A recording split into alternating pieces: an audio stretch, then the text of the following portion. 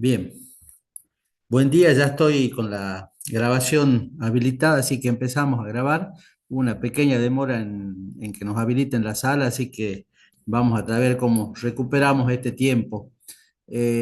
Antes que nada, bueno, espero que sigan enchufados. Hasta ahora los exámenes que he estado, las evaluaciones que he estado viendo del segundo módulo, anduvieron bastante bien, así que espero que sigan enchufados porque es el último esfuerzo, chicos, que tenemos que hacer con estos dos temas que quedan, que son empréstitos y cálculo actuarial. Hoy vamos a avanzar con empréstitos, ¿sí? Y si nos da el tiempo, hacemos algo de cálculo actuarial que es un poco más largo, ¿sí? Empréstito es más corto, pero no menos importante. Para mí es uno de los temas más importantes que se ven hoy por hoy en la materia.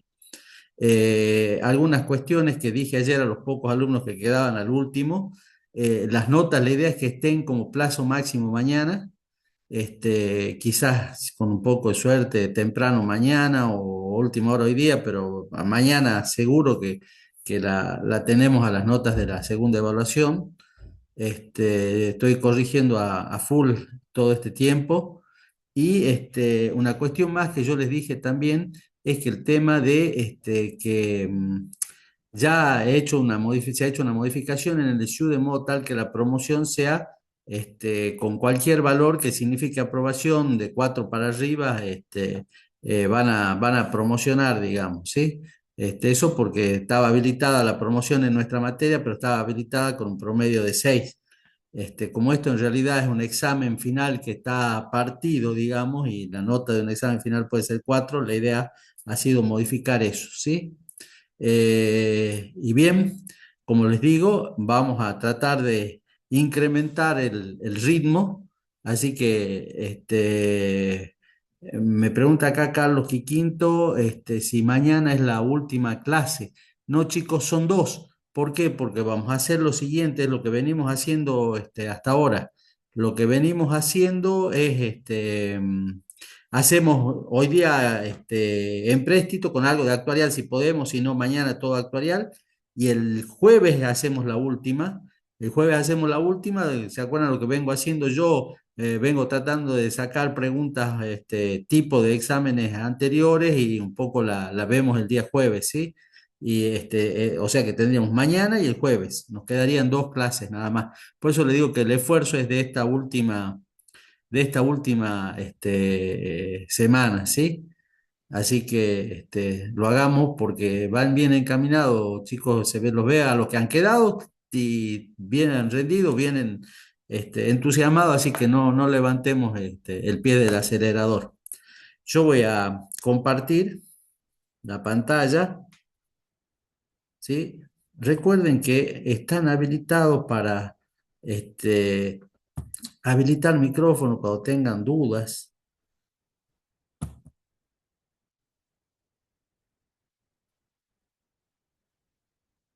¿sí? Veo que hay varios participantes, de todos modos, no tengan miedo en habilitar cuando tengan dudas o algunas cuestiones. Vamos a empezar con el tema de empréstito, que como todo tema está vinculado con lo inmediato anterior que se ve. Pero vamos a tratar de que se entienda en forma general el tema de empréstito, ¿sí? Este, y vamos a ver de qué se trata este tema de empréstito. ¿Qué es lo que pasa? Muchas veces el Estado o grandes corporaciones no pueden acceder al mercado bancario para financiarse. De hecho, los fondos que generalmente las sumas de dinero son muy grandes, es decir, buscan captar grandes sumas de dinero. Entonces, frente a esa necesidad de captar grandes sumas de dinero, se va a recurrir a otra forma de financiación. Esta forma de financiación, sí, es a través de lo que se llama la emisión de, es decir, el lanzamiento de un empréstito. Generalmente estos empréstitos se manejan o se van a comercializar en otro mercado distinto que no es el mercado bancario, que es el mercado de capitales. En ese mercado de capitales donde se comercian distintos instrumentos financieros. Obviamente, dentro de estos instrumentos financieros son los que surgen de los empréstitos. Entonces vamos a tener una situación de un deudor único. Yo siempre pongo la situación, hagan de cuenta que yo soy el deudor, que soy un Estado o una gran empresa que busco financiarme y ustedes son los que van a financiarse. Yo voy a ser el deudor único, el Estado o corporaciones, me pongo en esa posición para ver que se entienda, y ustedes van a ser los acreedores múltiples, pequeños ahorristas o inversores que van a comprar, van a financiarme a mí, ¿sí? Y ya vamos a ver cuál es la forma en que se financian, ¿sí? Van a ser múltiples esos pequeños ahorristas o inversores, ¿sí? ¿Y qué les voy a prometer yo a cambio de que ustedes me ayuden o me financien? Les voy a prometer, y acá está un poco anticipándonos al concepto que es lo más importante, y estas dos cosas no tienen que dejar de faltar en un concepto de empréstito, que le voy a pagar intereses por la plata que me prestan y me comprometo también a restituirle el capital, ¿sí? A restituir el dinero que me están prestando. ¿Y cómo se materializa esta operación? Que, insisto, se realiza en un mercado distinto del bancario, aunque hoy por los bancos intervienen como intermediarios en este mercado de capitales, a través de la entrega de un documento como aval de la operación, que es un título. Ese título que antes era físico y que ahora es virtual, ¿sí? Es decir, está en las redes, voy a tenerlo. Tiene dos partes. Tiene un cuerpo, que ya vamos a ver la expresión del capital, ¿sí? Y tiene unos cupones, que es la expresión de los intereses. Entonces, ese título, como ya le digo, tiene un cuerpo y cupones, cupones adheridos a ese título, que se van a ir separando a medida que se paguen los intereses. Generalmente estas operaciones se realizan a largo plazo. ¿Tá? Vamos a ver ahora algo que me vine anticipando y que por las dudas lo aclaro, pues yo sé que ustedes le dan mucha bolilla cuando yo digo que se va a pedir los exámenes. En todos los exámenes que estamos realizando y que pedimos un tema de empréstito, previo a todo, previo a cualquier cosa, le pedimos que nos den el concepto. ¿Por qué? Pero no para que se lo aprendan de memoria, sino con la idea de que se entienda qué es. Es decir, este concepto es comprensivo de lo que es realmente un empréstito, ¿sí? Fíjense cómo está acá, no pido que lo sepan tal cual, pero piensen que un contrato que generalmente se realiza un acuerdo entre el cual una persona física o jurídica, piensen ustedes, alguno de ustedes puede llegar a ser una sociedad, van a financiar, participan en la financiación de qué? Financian a una empresa o un organismo público. A cambio de las dos cosas que yo le decía hace un rato, de una rentabilidad fija y periódica, que va a ser el pago de los intereses, ¿sí? Y con la promesa de qué? De que aparte le voy a devolver el capital, el importe de esa financiación, de esa participación. ¿Cómo se lo voy a devolver? De acuerdo al sistema de amortización. Al cabo de un periodo predeterminado, ¿sí? Eso implica que se lo devuelvo al final, sería un sistema de amortización americano, o durante ese tiempo por un empréstito emitido con un sistema de amortización francés, por ejemplo, ¿sí? A ver, vuelvo sobre el concepto para que lo leo despacito, para que veamos si se está comprendiendo cómo funciona esto. Funciona así. Una persona física o jurídica financia al Estado o a una gran empresa, ¿sí? ¿Y qué va a hacer es el Estado a la gran empresa? Le va a pagar una renta fija y periódica, un interés, ¿sí? Y le promete a su vez devolverle el capital que me están prestando, ¿sí? Conforme al sistema de amortización con que se haya emitido el empréstito, ¿sí? Y ya vamos a ver qué significa esto de emitir, que es una cuestión importante. ¿Qué es lo que pasa frente a esta situación? El deudor va a juntar la plata que requiere, que generalmente son grandes sumas, diversifica el riesgo, ya vamos a ver qué significa esto de que diversifica el riesgo y tiene la posibilidad de negociar su propia deuda. Diversifica el riesgo porque son muchos los acreedores y en algún momento, al momento de rescatar, de devolver el capital, puede negociar la forma en que va a devolverlo, ¿sí? Ahí fíjense que se habla de que estos empréstitos tienen un significado contable, de hecho tiene un significado contable. Para mí, que soy el Estado, vuelvo a reiterarme que me coloco en esa posición o la gran empresa, significa sí, un pasivo, ¿sí? Una deuda que voy a tener con todos los que han decidido invertir. y para quien compre esta inversión, ¿sí? Va a ser un activo, ¿sí? Va a constituir un activo, va a ser una inversión, ¿sí? Y contablemente va a figurar como tal. Generalmente se entiende que surge de un acuerdo entre las partes que es un contrato de adhesión. Vamos hasta acá, chicos, ¿se va entendiendo?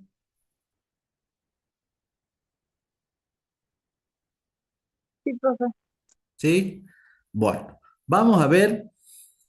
A mí, no crean, me causa, me cae bien cuando digan por lo menos que me van siguiendo, porque si no, siempre tengo la sensación que uno habla al aire en estas clases así. Este, vamos a ver entonces ahora cuáles son los elementos de ese empréstito, de ese título, ¿sí? Eh, ¿Cuáles son los elementos que tengo endógenos que son propios del título? Son la tasa ofrecida por el deudor, que vamos a simbolizar que es usted, que es la tasa, ¿sí? La tasa del título, la tasa que yo, emisor, ¿sí? Estoy dispuesto a pagar, que voy a pagar periódicamente, ¿sí? La cantidad de título en que se subdivide la deuda, que vamos a simbolizar con la letra N mayúscula, el valor nominal del título, el precio del título, pero el valor que figura en el cuerpo del título, ¿sí? Ese valor o precio del título, yo sé que acá la simbología los complica un poco, pero en todos los textos está indicado como la letra C. El valor o precio nominal del título, ustedes van a escuchar hablar por ahí, cuando sepan hablar, cada vez se habla más en jerga, en determinada jerga en el ámbito del mercado de capitales, es lo que se conoce como el face value, el valor de cara, el valor que figura en el título impreso, ¿sí? Este, Voy a tener aparte un plazo, el tiempo de duración del empréstito, que siempre hay un plazo de duración, ¿sí? Y el valor total del empréstito que va a estar dado por el producto, ¿entre qué cosa? Entre la cantidad de títulos, ¿sí? Y, el valor de cada uno de esos títulos, N por C o B, entiéndase, valor total del empréstito. Esos son los elementos propios del título. ¿Y cuáles son los elementos exógenos o extrínsecos? Una tasa testigo del mercado para ese tipo de emisión, que la vamos a simbolizar como I sub M o I asterisco. ¿Qué significa esta tasa testigo? Es la tasa que me va a permitir evaluar, ¿sí? O que yo voy a tener en cuenta para evaluar y comparar alternativas de inversión respecto de la que me están ofreciendo, la que le están ofreciendo a ustedes como inversores, ¿sí? Para tomar una decisión. Como consecuencia de esa tasa de mercado, va a salir un precio técnico, yo lo llamaría un precio efectivo, un precio real del título, el precio del título o precio de equilibrio que vamos a simbolizar como es. ¿Qué es lo que pasa? Lo que ustedes terminen pagando por el precio técnico, por la cantidad de títulos, es lo que efectivamente me va a ingresar a mí como Estado. Eso se llama líquido producto. ¿Y qué es lo que me va a ingresar? ¿Me va a ingresar N por C, o sea, el valor total del empréstito? No, me va a ingresar lo que ustedes paguen por el título, ¿sí? Que es E, el precio real que tiene el título, y ya vamos a ver por qué puede ser distinto a N por C este valor, que es N por E. Y un precio de cotización que en definitiva tiende a la larga, debe tener que acercarse o coincidir con el valor del precio de equilibrio técnico que yo calcule. Ese precio de cotización es el que generalmente se conoce o se da a conocer en el mercado y que surge de algún modo de evaluar esta relación que existe entre el valor nominal del título, la tasa que está ofreciendo y la tasa de mercado, ¿sí? Y también otras cuestiones que tienen que ver con la confiabilidad, con la confianza que genere el emisor, ¿sí? El precio de cotización está influenciado mucho por esa confianza y algún otro factor externo. ¿Qué es qué es la emisión? La emisión es el lanzamiento al mercado de un empréstito. ¿Y cómo se realiza ese lanzamiento? Ese lanzamiento, vamos a pensar, yo soy el Estado provincial, el ejemplo, y es decir, saco un decreto por el cual se larga un empréstito, lo vamos a llamar, para decir cualquiera, el empréstito XX, un título que se llama XX y que ustedes van a comprar. Yo lo estoy emitiendo hasta el momento en que, es decir, transcurre un tiempo entre el momento en que yo saco el decreto, ¿sí? O la ley, se aprueba por ley, y hasta el momento en que efectivamente sale a venderse en el mercado, pasa un tiempo, ¿sí? ¿Y qué puede pasar en ese tiempo? Que la tasa del mercado que yo tenía previsto o la tasa que yo tenga, yo lo largué, perdón, yo lo largué a una tasa que es la tasa del título. Incluso yo puedo haber pensado que la tasa del título no tiene por qué coincidirme con la tasa de mercado. Puedo haber puesto una tasa mucho más alta para hacerlo atractivo. Entonces, ¿qué es lo que sucede? Se produce una variación, ¿sí?, en el precio del título que va a generar que sea distinto al valor nominal. ¿Por qué? Porque hay una tasa del título que no coincide con la tasa del mercado, ¿sí? Después, ¿qué es lo que puede suceder? Que yo haga coincidir las dos tasas, pero entre el momento en que se emite, que sale a venderse al mercado, ¿sí? Pasen variaciones en la tasa de mercado. En consecuencia, no tiene, se pierde esa coincidencia y ya al no haber coincidencia entre la tasa de título y la tasa de mercado, me genera un precio del título totalmente distinto, o un precio, no, un precio distinto al valor nominal. No sé si he sido claro, he estado trabado en esta explicación, chicos, ¿sí? Pero quiero decirle que en la emisión, ¿sí? Eh, la tasa del título ya no puede coincidir con la tasa de mercado, ¿sí? Y que inclusive después, si pretendo que coincida, puede producirse una variación, una diferencia entre la tasa del título y la tasa de mercado.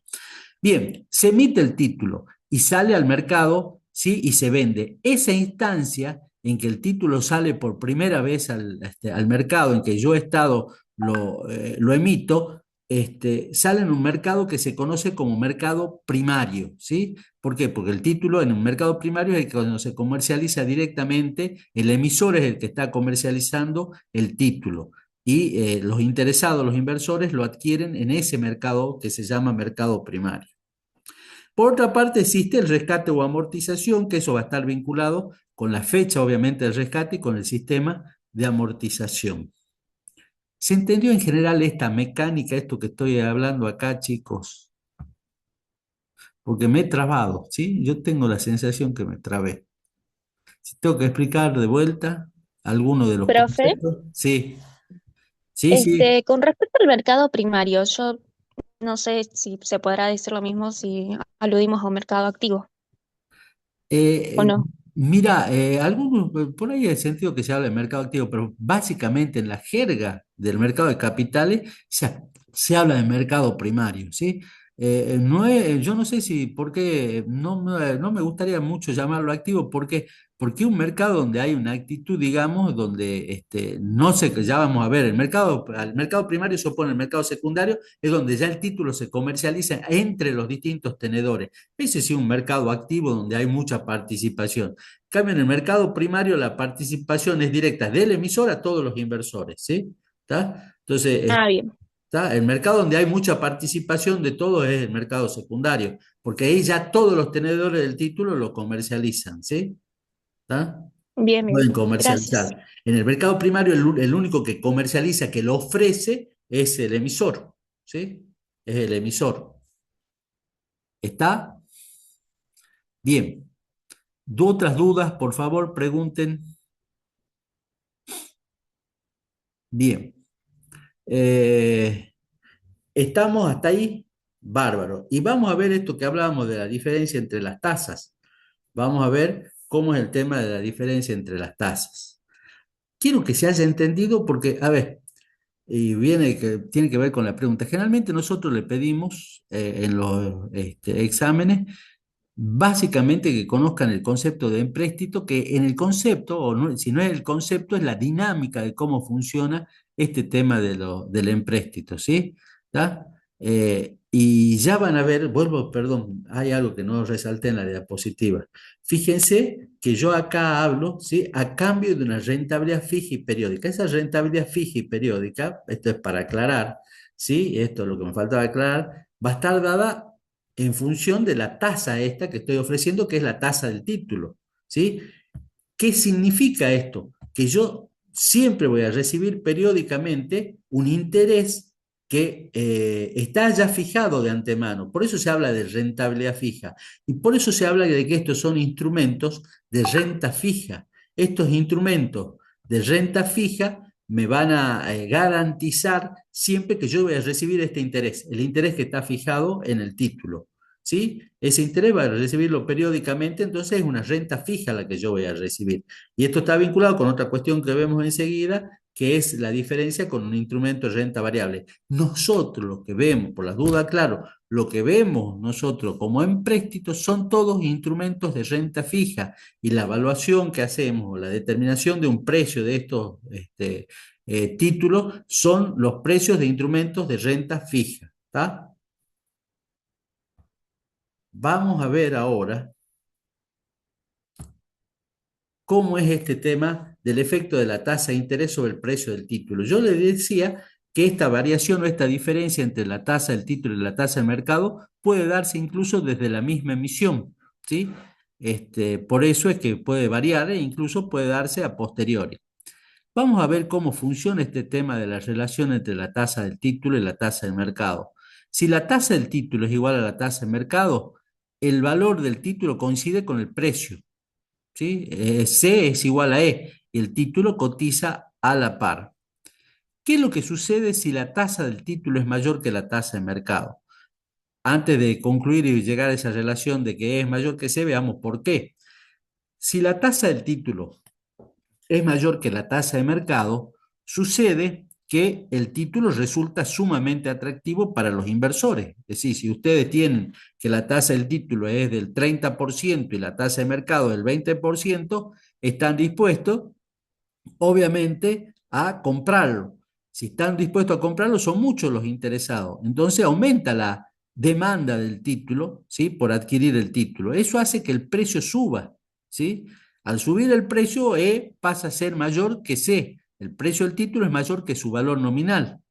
Entonces el título cotiza sobre la par y podemos decir que existe una prima de emisión en esos casos, que es la diferencia que se va a dar entre ese mayor de E, valor de E menos C. ¿Está? Vamos a la situación contraria. ¿Qué pasa si la tasa del título es menor que la tasa de mercado? Si la tasa del título es menor que la tasa de mercado, vamos a suponer la situación inversa. Si tasa del título un 15%, la tasa de mercado un 30%, ustedes no están interesados en comprarlo. Entonces, si no están interesados en comprarlo, esa baja demanda y la mayor oferta del título va a hacer que el precio del título baje. Entonces, E va a ser menor que C, ¿sí? El precio del título va a ser menor que su valor nominal, ¿sí? El título va a cotizar bajo la par y en esos casos va a existir una prima de reembolso o un descuento de emisión que va a ser la diferencia entre el mayor valor del valor nominal C menos el precio del título E, ¿sí? ¿Se entendió cómo opera esto? Esta Profe, situación, sí. ¿puede repetir por qué el segundo caso es atractivo? Eh, no, no, perdón. El segundo caso, o sea, la tasa del título mayor que la tasa de mercado, ese Sí, es. ese. Bien, vamos a ver. ¿Qué es lo que sucede? La tasa del título es mayor, o sea, la tasa del título es de un 30% anual y la tasa de mercado un 20% anual. ¿Qué es lo que pasa? Ustedes van a estar interesados en comprar. ¿Por qué? Porque me ofrece mayor rentabilidad que la que yo tengo en el mercado. Si yo voy a una alternativa, la tasa que yo evalúo, ¿sí? Vamos a suponer que sea la tasa bancaria del 20%, que sea la tasa que yo voy a utilizar de mercado para evaluar. Es de un 20% y la tasa del título un 30%. Ustedes van a estar interesados en comprar el título porque la rentabilidad del título es mayor. Ahora, eso va a traer como consecuencia que como algunos de ustedes, muchos van a estar interesados.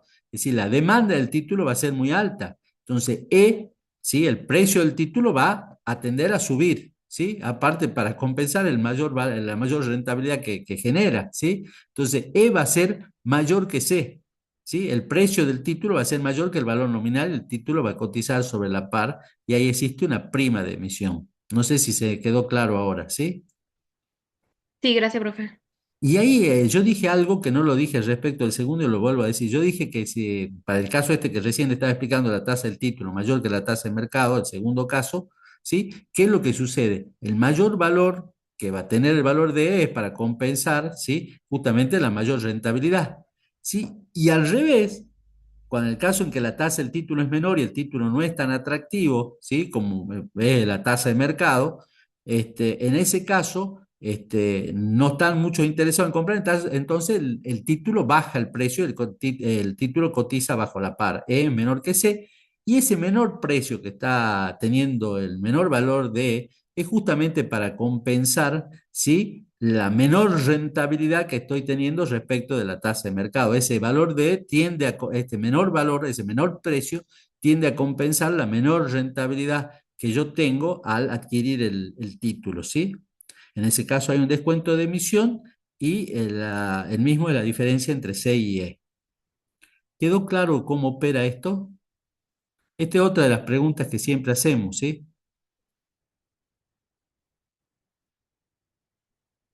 Sí, profe.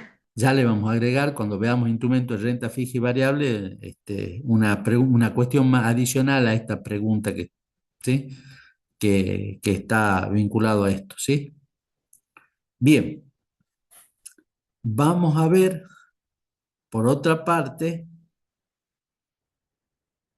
¿sí? Hasta ahí vamos. Ahí, perdón, ahí está abajo lo de mercado primario y secundario. Esta situación de variaciones de la tasa van a generar estas diferencias tanto en el mercado primario al momento de iniciar, al momento en que sale al mercado, ¿sí?, como en el mercado secundario donde va a operar entre los distintos tenedores, pueden tener la decisión de, ya no es el emisor solamente el que puede ofrecer el título, sino cualquier tenedor lo puede comercializar al título que se da en el mercado secundario, ¿sí? Bien, vamos a ver ahora otro tema que está vinculado con algo que ustedes han estado trabajando ya en los casos prácticos, ¿sí? Que es cómo determino el valor de, pero lo vamos a ver en principio a este tema del valor de para el caso de un título emitido con sistema americano de amortización. ¿Qué significa que el título se emita con sistema americano? Básicamente significa que, a ver, que el pago del capital, o sea, la devolución del capital se va a hacer al final y que el pago de los intereses va a ser periódico. Esa es la forma que va tomando forma un empréstito emitido con sistema americano. Y dentro de esto vamos a ver algunos conceptos, ¿sí?, que son los siguientes. ¿Cuál es la nuda propiedad? ¿Cuál es el concepto de nuda propiedad? El concepto de nuda propiedad no es otra cosa, y tengan en cuenta dos cuestiones, tanto para referirnos a la nuda propiedad como para el usufructo. Piensen que estoy hablando de valores financieros, con lo cual no puedo obviar que me refiero a valores actuales, ¿sí? Me refiero a valores actuales. ¿Qué es la nuda propiedad? El valor actual del capital, el valor actual de la inversión, ¿sí? ¿A qué momento? Al momento que esté calculando que voy a tener que actualizar desde la época de rescate de los títulos al momento que yo estoy ubicado, ¿sí? ¿Y qué es el usufructo? El usufructo es el valor actual de los intereses, ¿sí? Pero como los intereses son periódicos, ya vamos a ver qué forma. Va a asumir la forma de una renta ese valor actual, ¿sí? En cambio, el otro va a asumir la forma de un valor actual de un único capital. El caso de la nuda propiedad. Y del usufructo, el valor actual de los intereses. Fíjese lo que dice acá, suma de los servicios de intereses, ¿sí? O sea, suma de los servicios de intereses actualizados, o sea, estoy hablando de un valor actual al momento del cálculo. Y el valor técnico del título, en el caso particular del sistema americano, ¿sí?, se puede calcular a través de la suma de la nuda propiedad más el usufructo, o sea, el valor actual del capital menos el valor actual de los intereses, ¿sí? Entonces tendré que el modelo matemático de un empréstito emitido bajo sistema americano es lo que ustedes veían en los casos prácticos. Y ya vuelvo a hacer una referencia a esto. Fíjense, acá está calculado en una época K, me hubiera gustado ponerlo en la época cero también, pero veamos. El valor actual de la nuda propiedad, el valor actual del título, ¿sí? Que piensen que está ubicado al final y lo voy a actualizar a ese valor, al valor de mi capital, el valor de mi inversión, ¿sí? El tiempo que resta si estoy ubicado en una época K, menos N menos K. Fíjense que acá está menos N, ¿por qué? Porque estoy actualizando. Acá hay un signo negativo. No se coman ese signo negativo porque estoy actualizando, ¿sí?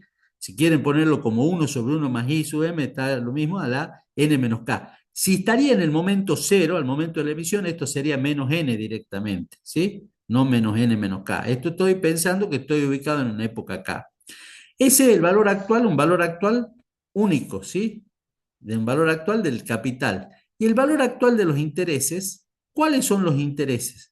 Los intereses son C por I sub T, o sea, los intereses, el interés que se va a pagar por cada uno por el valor nominal de cada título. Por esos intereses se van a pagar como renta fija, ¿sí? Esos intereses como renta fija van a pagarse periódicamente. En consecuencia, tendré un factor plural de actualización de esos intereses actualizados a la tasa de mercado. Fíjense que esto está a la tasa de mercado, ¿sí? Las actualizaciones se hacen a la tasa de mercado. El único caso que tengo una tasa del título, ¿sí? Es para calcular el valor de los intereses periódicos, que son fijos, ¿sí? Y eso es el usufructo, ¿sí? Entonces, el valor actual de los intereses, el valor actual de los cupones. Recuerden, cuando hablo de corte de cupones, estoy hablando de pago de intereses, ¿sí? Estoy hablando de pago de intereses. Corte de cupones son los intereses. Y esto es el valor actual del face value, el valor actual del cartón, del capital que yo invertí. Tengo la nuda propiedad del usufructo, esto está pensado en un momento K, el valor en un momento K. Si sería en un momento cero, en vez de n menos K tendré n, donde en cada lugar que dice n menos K tendré n. Esto era sencillo. Acá le agregué este pequeño, sí, que en realidad está incompleto, pero bueno, la idea es, fíjense, ¿dónde tengo? Yo tengo distintos momentos en el tiempo, de 0 a n, está acá pensando el momento de la emisión, yo voy a tener el cobro periódico de intereses al fin de cada uno de los periodos, así acá sucesivamente hasta el final, ¿sí? Y tendré por otra parte el valor de mi inversión, el valor de mi capital, ¿sí? Que también voy a actualizarlo. Entonces, este valor de mi capital que está ubicado en el momento n, en este sistema de amortización americano, lo que yo voy a hacer va a ser actualizado hasta mi época de evaluación, que en este caso es el momento de la emisión, en cero. ¿Y qué voy a hacer con cada uno de estos intereses periódicos? Lo voy a actualizar como una renta. En definitiva, eso es para explicar qué es lo que estoy haciendo. Esto es, si fuera en el momento cero, repito, acá tendría menos n para actualizar la cantidad de periodos que tiene, que transcurren desde el momento cero hasta n en que está ubicado el valor de mi inversión, y acá tendré n factores de actualización si estoy ubicado en el momento cero y no n menos k. ¿Está?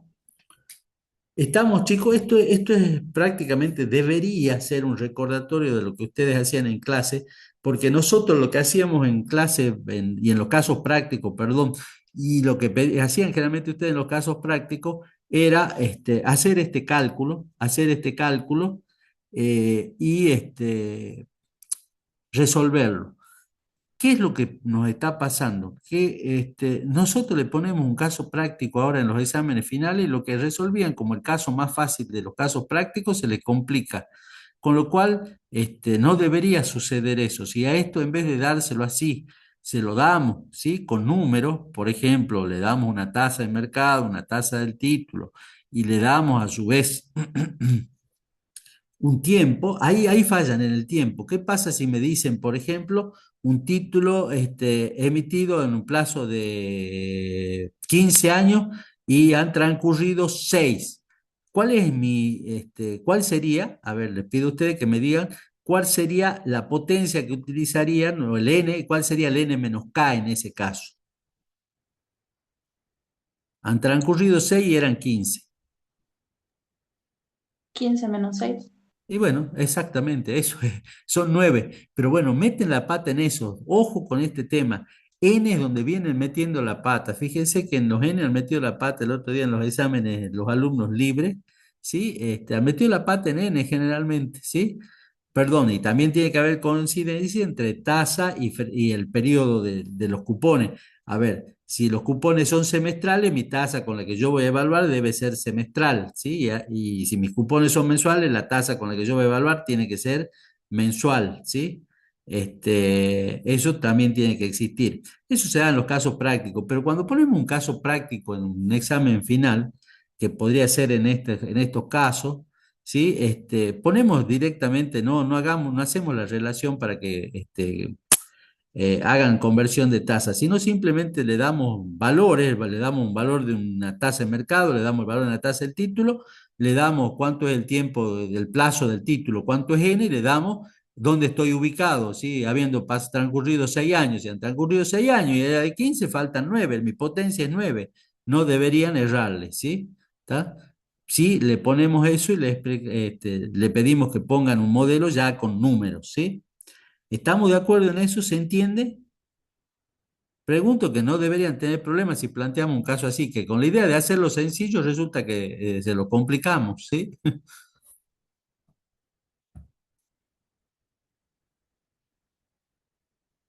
¿Está?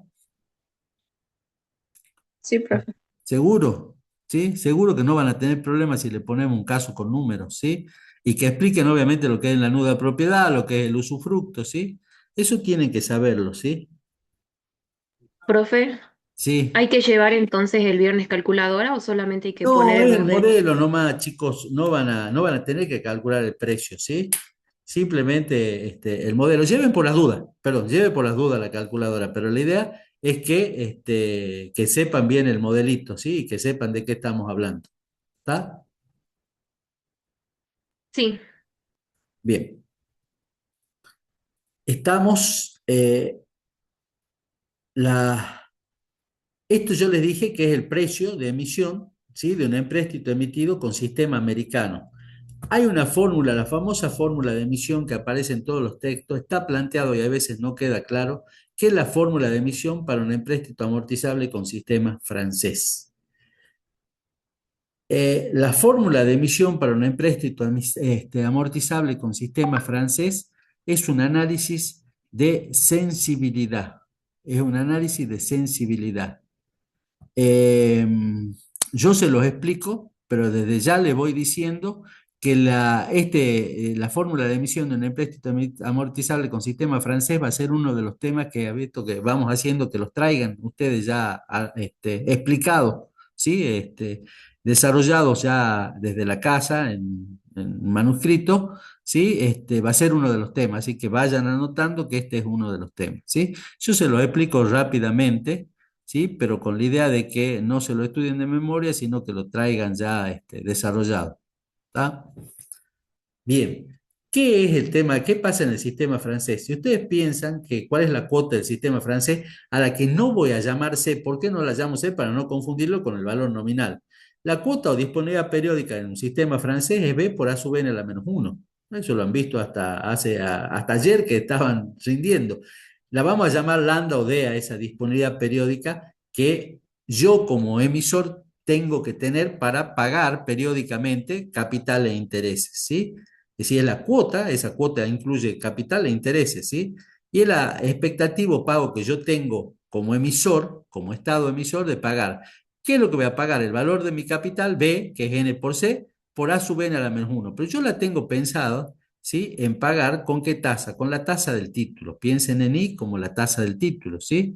Esta I que está acá es la tasa del título, es la expectativa del emisor, ¿sí?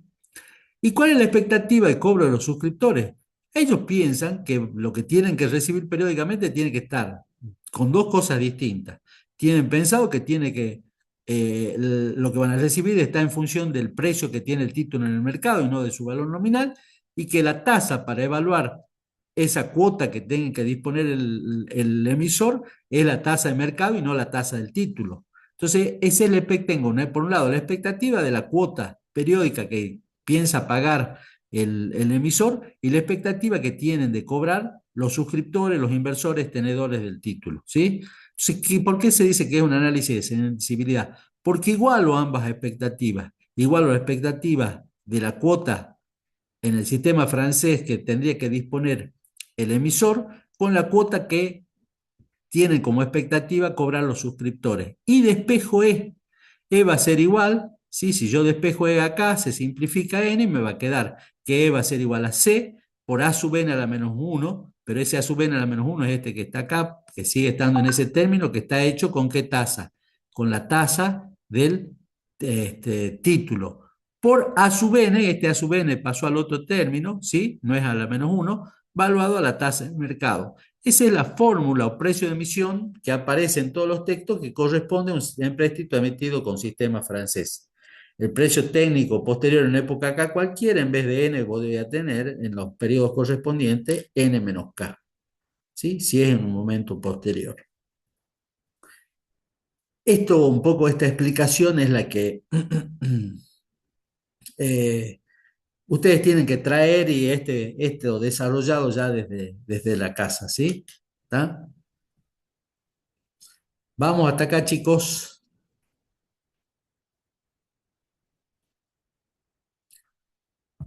Hay algo en el chat. Sí, Bueno, profe. listo. Vamos, bárbaro. Sigo, porque ven que vamos a andar rápido. Fíjense que no son muchos los temas que tienen que saber de empréstito. Tienen que entender el concepto, que es más que saberlo, entender de qué se trata, ¿sí? Hasta ahora, bueno, cómo reacciona ante los cambios, modificaciones en la tasa de mercado. Un poco saber este tema del precio de emisión en el americano. En el caso del francés lo tienen que traer ya hecho, ¿sí? Y me queda una cosa importante que es esta, ¿sí? Ver la diferencia entre un instrumento de renta fija y un instrumento de renta variable. Cuando pedimos esto nos aparecen las respuestas más disparatadas que piensan en renta, piensan en el tema que hemos visto en la unidad 3. No, acá, ¿por qué decimos que es un instrumento de renta fija? Sí tiene que ver con lo que hemos visto en la unidad 3. Recién hemos visto, cuando yo le veía le mostraba el gráfico, es una renta, ¿sí? Los intereses periódicos que va a pagarse y que están fijados ya en las condiciones de emisión son una renta fija y por eso se llaman instrumentos de renta fija. Veamos la diferencia acá entre ambos instrumentos, ¿sí? En un instrumento de renta fija, ¿cuáles son los títulos que estamos viendo? Que se llaman bonos, títulos u obligaciones negociables. Generalmente de obligaciones negociables se da el nombre cuando es emitido por una corporación y no por el Estado. Los emitidos por el Estado se llaman bonos, títulos públicos y los emitidos por corporaciones se llaman obligaciones negociables. Y vamos a lo importante. Estos instrumentos de renta fija, y por eso se llama instrumento de renta fija y por eso esto está subrayado, porque esta es la principal diferencia, el rendimiento está fijado en las condiciones de emisión, la famosa tasa del título, la tasa que periódicamente voy a recibir con carácter de una renta fija, ¿sí? Eso es lo que me está indicando que se trata de un instrumento de renta fija, ¿sí? Pasa que en el mercado de capitales también se negocian instrumentos de renta variable, donde tengo como elemento, digamos, más representativo de un instrumento de renta variable las acciones, ¿sí? ¿Y por qué es un instrumento de renta variable? Porque el rendimiento es variable. En la acción, ¿sí? ¿Sí? Lo que va a ganar quien adquiere una acción va a depender del estado de resultado, ¿sí? Del resultado económico que tenga la sociedad. Ese resultado económico es variable y está en función de que si la empresa gana, la sociedad pierde, o cuánto gana, cuánto grande es, cuánto mucho es lo que gana, o cuánto poco es lo que gana, o cuánto pierde. Entonces, el rendimiento es variable, ¿sí? Está en función del estado del resultado. Eso marca la diferencia. De hecho, lo que acá está cobrando alguien que tiene un instrumento de renta fija es un interés. Lo que cobra, ¿sí? Un tenedor de una acción no es un interés, es lo que se conoce como un dividendo. ¿Por qué? Y acá viene la otra gran diferencia, ¿sí? Yo, cuando adquiero un bono, un título, un instrumento de renta fija, soy acreedor, ¿sí? De la empresa, dice acá yo diría del Estado o de la corporación, ¿sí? El tenedor inversionista es acreedor. Ustedes al comprar, yo les dije, eran acreedores, ¿sí? ¿Acreedores de quién? Acreedores del Estado que soy yo, ¿sí? Y ustedes, tengo una obligación, es un pasivo para mí hacia ustedes y ustedes son mis acreedores, ¿sí? ¿Está? En cambio, cuando compro una acción, un instrumento de renta variable, ¿sí? Yo estoy comprando una parte de la empresa y quien adquiere eso tiene la condición de socio, tiene la condición de socio. La participación, como yo les dije, de quien tiene un instrumento de renta fija es un activo, figurará como inversión, ¿sí? Y en cambio, quien adquiere es decir, ¿cómo figurará la participación de quien adquiere una acción? Y figurará en el capital, ¿sí? Figurará en el capital de la sociedad. ¿Por qué? Y acá voy de atrás hacia adelante, fíjense, porque estoy viendo las características, la principal la empecé viendo abajo. Cuando yo compro un instrumento de renta fija, ¿sí? Estas son partes iguales de un empréstito, ¿sí? En cambio, cuando compro una acción, es una parte igual del capital social de una sociedad por acciones, ¿sí? Es una parte igual de una sociedad por acciones. Nadie dice una SA, en realidad hablamos de todas las sociedades por acciones, ¿sí? ¿Quién puede emitir esa acción? Justamente las sociedades por acciones. En cambio, un bono, un título, una obligación nacional lo puede emitir el Estado o cualquier sociedad mercantil. No es necesario que sea una sociedad por acciones, ¿sí? De hecho, el Estado no lo es. Entonces, lo puede emitir cualquier ente que no sea una sociedad por acciones, ¿sí? ¿Y cuál es la otra diferencia? Acá en el bono, título, obligación nacional, tengo un término, hay un plazo, ¿sí? Ese plazo no existe en las acciones, ¿sí? Ese plazo, mientras dure la vida de la sociedad por acciones, no es que sea perpetuo exactamente, es decir, dura en tanto y cuanto yo tengo una acción, tiene validez mientras dure, mientras tenga vida, mientras esté con vida o tenga un plazo este, eh, no está sujeto a un plazo determinado de duración la acción. Sí sucede lo mismo con un instrumento de renta fija, ¿sí?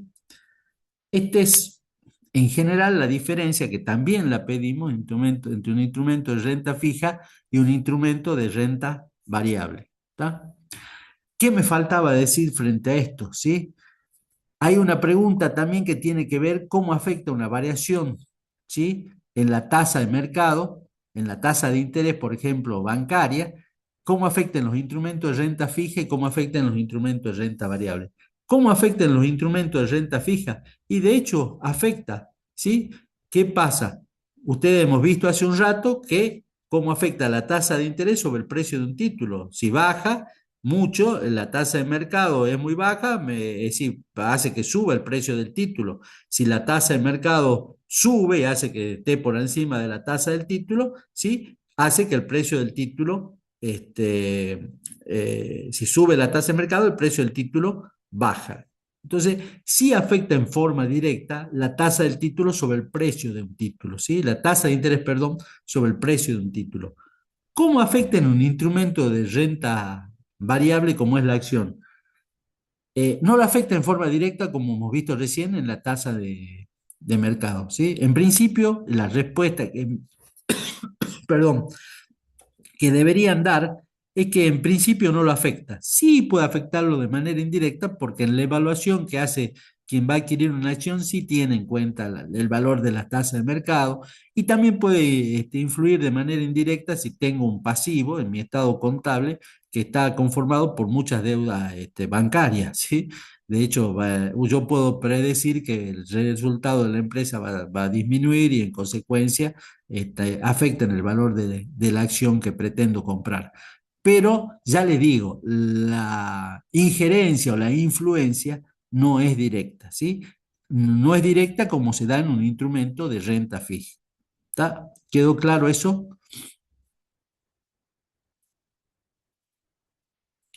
¿Cómo vamos, chicos? Miren que ya estamos, aunque no crean, terminando con el empréstito. ¿Está? Bien.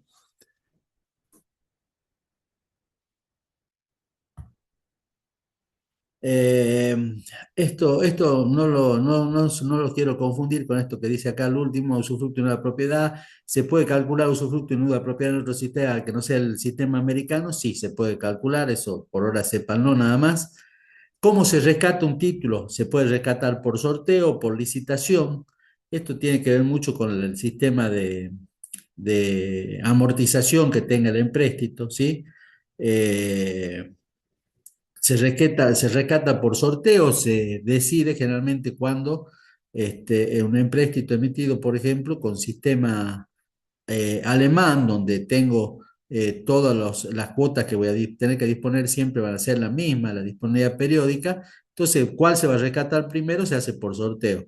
¿Y cuando se hace por licitación? Cuando el valor es variable, puede ser un empréstito emitido con sistema francés. ¿Qué es lo que sucede? Yo digo, esto generalmente no lo pedimos, chicos, pero se lo estoy planteando para que lo sepan, ¿sí? La forma de rescate puede ser por licitación, se hacen un sobre cerrado las ofertas respecto a qué valor están dispuestos las personas a recibir para que yo les devuelva la plata, ¿sí? Ahí es donde hablo de que decía al comienzo que es negociable el valor de mi deuda, ¿sí? Y acá cada uno hace una propuesta, ¿sí? Frente a esto, estamos preguntando, yo como tenedor de un título, ¿cuál es el plazo de rescate de un título? Y sí, bueno, el plazo de rescate, y acá hablamos un concepto también que a veces lo pedíamos en un tiempo, que es la vida de un título, el tiempo que media entre la emisión y el rescate de un título, es el concepto de vida de un título, y hay distintas formas de calcular esa vida, generalmente no la pedimos, pero son tres formas: vida probable, vida media y vida matemática. Hasta ahí nomás como para que lo sepan, ¿sí? ¿Está? Con eso prácticamente estamos con todo el tema de empréstitos. Fíjense que voy a hacer un raconto de vuelta de las cosas que es importante que lo sepan. Yo sé que no hay mucho tiempo para que estudien, para que lo vean. Primero tienen que entenderlo, qué es el empréstito. Es importante que entiendan, ¿sí? Y para que se entienda muy bien, tienen que tener en cuenta que surge de qué, surge de la necesidad de un Estado, ¿sí? O de una gran empresa, una corporación, de tener grandes sumas de dinero. No pueden recurrir al banco, entonces, ¿qué es lo que hacen? Recurren a la oferta pública, ¿sí? Al pedido público de dinero, ¿sí? ¿Para qué? Para que lo financien. ¿Quiénes? Pequeños ahorristas, ¿sí? ¿Y qué es lo que yo como emisor me comprometo? A pagar los intereses y a restituir el capital. Eso se materializa en un título que tiene un cuerpo representativo de ese capital que después se va a restituir, es lo que ya les dije que se conoce como face value o valor del título, ¿sí? Y los cupones que son representativos de esos intereses periódicos, ¿sí? Por eso cuando se habla de corte de cupones, estamos hablando, ¿sí? De pago periódico de intereses. Eso que acabo de decir está expresado en este concepto de tipo general que, como le dije, de cajón se pide, ¿sí? No es para que lo sepan de memoria, pero sí o sí tienen que tener la siguiente: que se está financiando un organismo público, una empresa, que es a cambio de una rentabilidad fija y que se va a devolver el importe de ese capital de acuerdo al sistema de amortización con que se haya emitido el empréstito. ¿Sí? Ahí están los elementos, tanto intrínseco como extrínseco, lo tiene que saber. Sí, también tiene que saber, aparte de comprender esta mecánica general de cómo funciona un empréstito, tienen que saber cómo afectan las tasas de interés en el precio del título, ¿sí? Y también tienen que saber, ¿sí? Este concepto de cómo se calcula el precio de un título con sistema americano de amortización. Tienen que traerlo del sistema francés y tienen que saber la diferencia entre un instrumento de renta fija y uno de renta variable. ¿Está? Eso, en esos temas vamos a encontrar la respuesta de todo. ¿Está? ¿Qué es lo que hasta ahora yo les dije que tienen que traer hecho? Tienen que traer hecho la fórmula de emisión con un empréstito amortizable con sistema francés. ¿Está? Esa la tienen que traer hecho, y una cosa más que les voy a pedir. ¿Sí? Ya lo voy a subir a la plataforma, pero hay una cosa más que yo les voy a pedir. ¿Qué es lo que van a tener que traer? ¿Sí? Si quieren ir tomando nota, van a tener que buscar información vía inteligencia artificial, googleando, como a ustedes se le ocurran, pero lo van a tener que traer escrito, ¿sí? De un título. ¿De qué título? Van a traer información, ¿sí? Del título AO27, también llamado Bonar 27, ¿sí? Googleen, pídale a la inteligencia artificial como quieran, y van a tener, a partir de la información que obtenga, buscar una relación con los conceptos estos que hemos estado explicando, ¿sí? ¿Qué sistema de amortización tienen? ¿Cuál es la tasa de interés?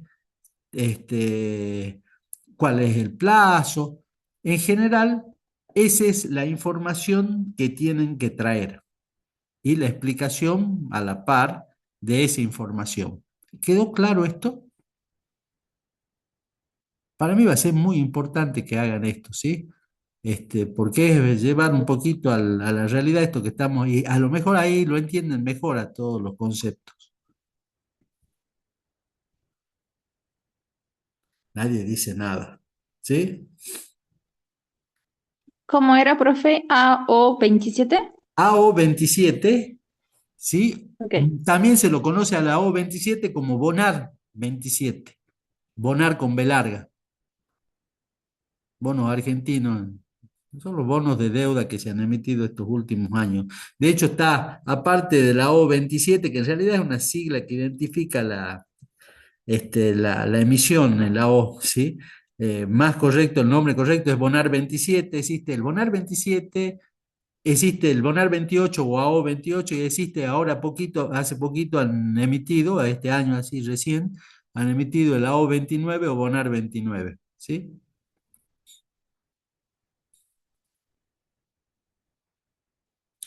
No es mucha la información, es más, yo lo googleé y en dos patadas tuve la información, así que no es que le va a costar mucho buscarla, ¿sí? ¿Está? Bien. Entonces son los dos las cosas que le estoy pidiendo de empréstito. Esta que está viendo en pantalla, la forma de emisión de un empréstito de francés y esta búsqueda de información. Y profe, con respecto a ese tema, ¿tendríamos que destacar alguna cosa? Por ejemplo, yo acá recién busqué y me sale bastante información, digamos.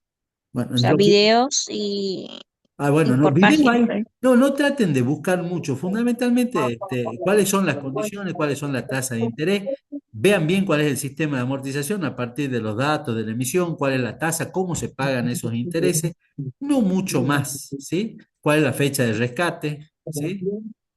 Bien. ¿Está? Es decir, ojo que hay sí, capaz que si buscas hay mucha información. Estoy pidiendo la información general de modo tal que ustedes puedan vincular, ¿sí? Los conceptos, que fíjense que dentro del concepto que hemos dado y de la información que hemos dado, que la vinculen, ¿sí? Con los datos esos que obtengan.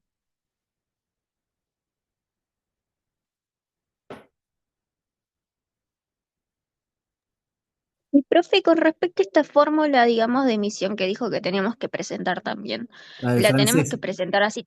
Sí, sí, sí. La que está acá veo por Así la con diapositiva, con un poquito más de explicación, ¿sí? Sí. pero Este, después sería tal cual, digamos. sí, después sería tal cual, exactamente. ¿Sí? Ah, bien. Y obviamente tienen que comprender todas estas pequeñas cosas que hemos visto. Yo han visto que no es muy largo. Yo, decir, lo que me tranquiliza es que cuando lo doy al tema de empréstito veo que no es tan largo, ¿sí? Estamos, chicos, hasta ahí. Preguntas. Mire que voy a aprovechar que tengo tiempo para empezar con actuarial, ¿sí?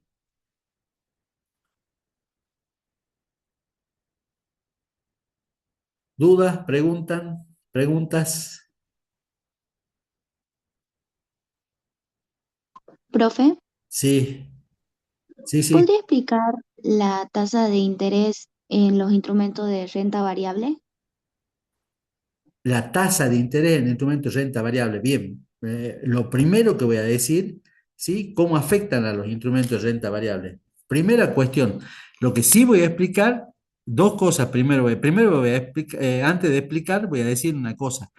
La tasa de interés, es decir, los instrumentos de renta variable no tienen tasa de interés, de hecho, no entregan intereses. Los instrumentos de renta variable lo que generan son rendimientos variables que se distribuyen en carácter de dividendos, ¿sí? O sea, el resultado que a mí, la parte que a mí me toca como propietario de una acción es un dividendo, no es un interés. Primera cuestión que hay que entender.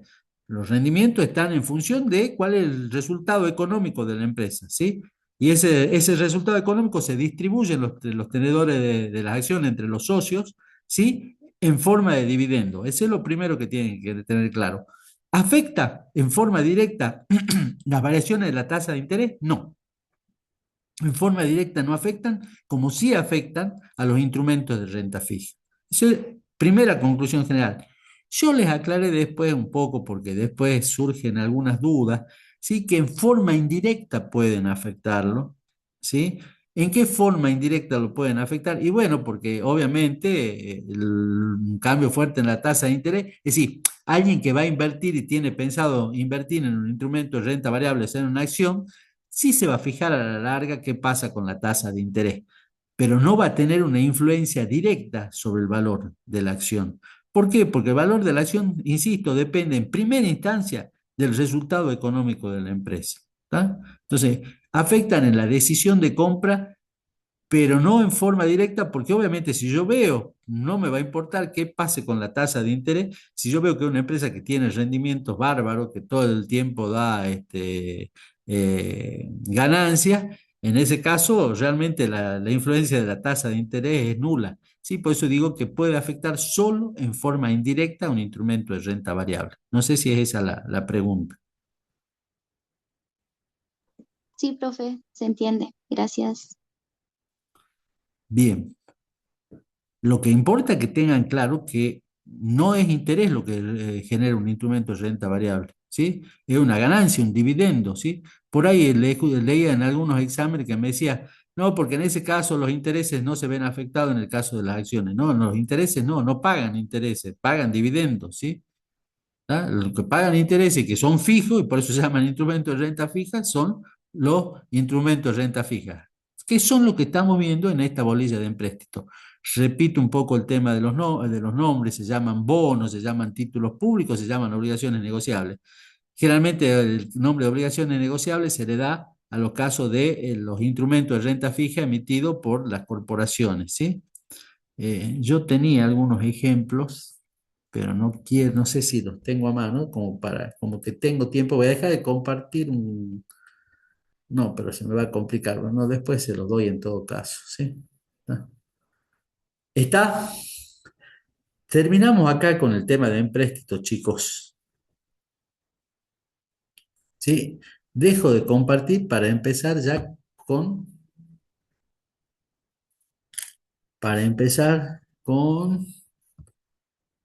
a ver, compartir otra cosa distinta que es cálculo actuarial.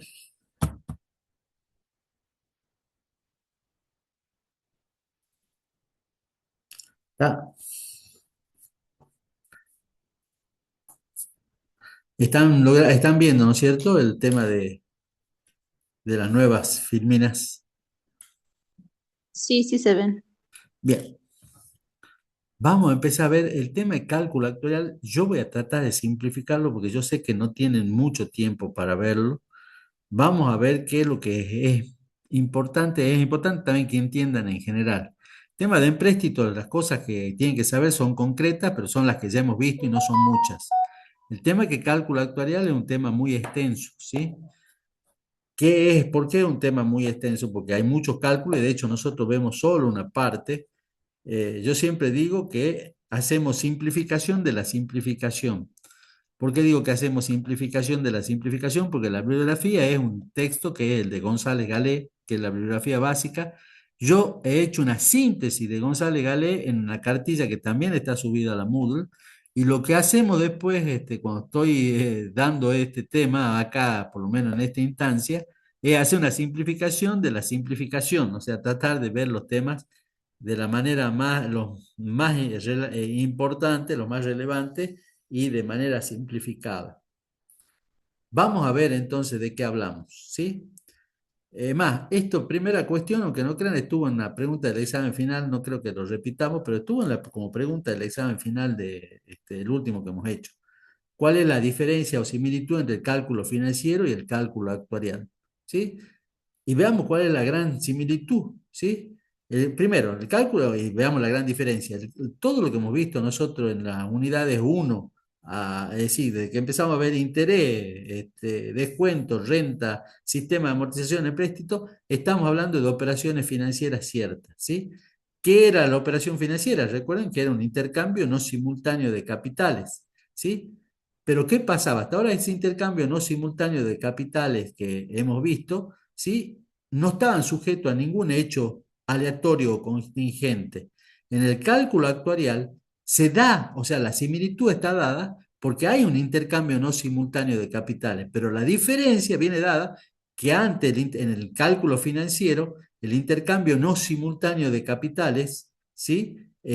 No estaba sujeto a ningún hecho aleatorio. En cambio, acá, en el cálculo actuarial, está sujeto a hechos aleatorios. Aparece, sí, el cálculo actuarial, que en realidad es ese intercambio no simultáneo correspondiente al cálculo financiero al que se le va a agregar, ¿sí? La influencia de estos hechos aleatorios, que en realidad son hechos contingentes que están sujetos al azar. ¿Cuál es el objetivo del cálculo actuarial? Minimizar el efecto del azar, ¿sí? ¿Y cómo se minimiza el efecto del azar? A través de la observación, a través de la observación. Acá dice construcción de tabla de mortalidad, que es la consecuencia de la observación. Se hace una observación, ¿sí? Se hace una observación de los hechos y se construye en la tabla. En caso de los seguros de caso de vida, lo que se van a construir son tablas de mortalidad. Si sería un seguro de accidente de auto, a través de tablas de accidentes, ¿sí? ¿Qué son esas tablas? Surgen de la observación, de ver, ¿sí? En el caso de las tablas de mortalidad, ¿qué es lo que se hace? Se toma un grupo inicial de personas de una determinada edad, generalmente la edad inicial, la edad cero, ¿sí? Y se va siguiendo, ¿sí? Que a partir de los datos que dan los censos, por ejemplo, ¿sí? Las cantidades de personas, a partir de esas cantidades de personas yo armo probabilidades, ¿sí? Y en función de esas probabilidades termino de armar las tablas de mortalidad. Esas tablas de mortalidad me van a servir, como le dije, para minimizar el efecto del azar, el efecto contingente. Son muy importantes la tabla porque de la suficiencia de la tabla va a ser la suficiencia de la prima que se va a cobrar o pagar de qué lado del mostrador yo esté. ¿Está? De a modo general, cómo opera esta cuestión del cálculo actuarial. Ahora, en esas tablas de mortalidad yo tengo una serie de información, ¿sí? Como yo les dije, que surgen a partir de la observación. El primer dato, la primera cuestión que yo veo son las funciones biométricas elementales. Y las funciones biométricas elementales, como su nombre lo indica, son funciones que tienen que ver con la vida. Bio viene de vida, ¿sí? Entonces, ¿qué funciones voy a ver? En principio, las dos elementales, ¿sí? Que son la función de sobrevivencia y la función de mortalidad. ¿Está? ¿Se entendió hasta acá esta idea de cómo se vincula el cálculo actuarial con el cálculo financiero? Se vinculan fundamentalmente a partir de que al cálculo actuarial le voy a agregar el elemento contingente, el elemento de este azar eh, simplificado, buscado, minimizado, como dice González Galé, ¿sí? Voy a minimizar el efecto de azar a través de la observación que se vuelca en las tablas. Pero ¿qué es lo que veo? Veo la función de sobrevivencia que se simboliza como L sub X, ¿sí? Tengan en cuenta que al hablar de X estamos hablando, refiriéndonos a la edad. Este subíndice está referido a la edad. ¿Y qué es L sub X? Es la cantidad de personas de un grupo inicial, ¿sí? Entiéndase como grupo inicial el grupo de personas que tienen la misma edad, que alcanzan exactamente la edad X. La función de sobrevivencia me está indicando, ¿sí? La cantidad de personas de un grupo inicial que alcanzan exactamente la edad X. ¿Ah? Entonces yo tendré las personas de las distintas edades, X va a tomar distintos valores y yo tendré esa función de sobrevivencia. Va tomando distintos valores y eso se puede ver. Acá tienen un gráfico de la función de sobrevivencia que va a ser una función estrictamente decreciente. ¿Por qué? Porque, bueno, a lo largo del tiempo va a haber menos personas de las distintas edades, ¿sí? Con una persona, con un vuelco, obviamente, en los 72 años siempre se dice que se produce una disminución brusca de la curva por la edad de las personas y al principio también a veces decrece más rápidamente por el efecto de la mortalidad infantil, pero en definitiva siempre es una función decreciente, aclaro, porque a veces grafican la función de sobrevivencia, la grafican en algún momento con pancita, no tiene pancita, ¿sí? Siempre es decreciente. Entonces, cantidad de personas que tienen exactamente la edad de X, o sea, personas que tienen exactamente 22 años, esta ordenada que está acá. Cantidad de personas que tienen exactamente 43 años, esta persona que está acá. Cantidad de personas que tienen 85 años, esta que está acá. Las tablas llegan hasta los 102 años, que es mi última edad que consideran las tablas, ¿sí? Que es la edad omega. 102 años es igual a omega, ¿sí? ¿Está? Entonces, ese es el concepto de la función de sobrevivencia. ¿Está? Vamos a ver el concepto de la función de mortalidad, D sub X. ¿Qué es D sub X? Es la cantidad de personas de un grupo inicial que habiendo cumplido la edad X, no alcanzan a cumplir la edad X más 1. Es decir, que fallecen entre las edades X y X más 1. ¿Sí? D sub X, repito, cantidad de personas de un grupo inicial que habiendo cumplido la edad X, ¿sí? No alcanzan a cumplir la edad X más 1. Fallecen entre X y X más 1. ¿Qué van a hacer? La cantidad de personas que tienen la edad X menos la que llegan a la edad X más 1. Obviamente es menor la cantidad de personas que llegan a la edad de X más 1. No es, yo siempre doy el ejemplo de las personas que tienen 35 años, ¿sí? ¿Está? Menos las personas que llegan, la cantidad de personas que tienen exactamente 36 años. Van a ser menos porque obviamente hay personas que fallecen, y esa es la función de mortalidad, entre los 35 y los 36 años. Esta función tiene esta forma, la función de mortalidad tiene esta forma, ¿sí? Porque repito, acá esto tiene cantidad de personas. Acá fíjense que cambia, baja bruscamente la cantidad de personas que fallecen, perdón, es más alta, perdón, la cantidad de fallecen que tiene acá por la mortalidad infantil. Después se estabiliza a determinada edad y durante toda la edad activa para ir aumentando a medida, ¿sí? Que van aumentando las edades, la cantidad de personas que fallecen. Y después se produce una disminución. ¿Y por qué se produce una disminución en las últimas edades? Es lógico porque van quedando menos personas, ¿sí? Van quedando menos personas de esas edades, hasta que el grupo queda reducido, el valor queda reducido a cero cuando el grupo se extingue. ¿Está? ¿Se entendió hasta ahora estas dos funciones?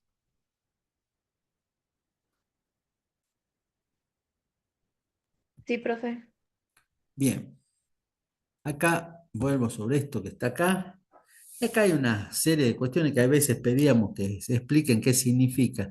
¿Qué significa esta sumatoria?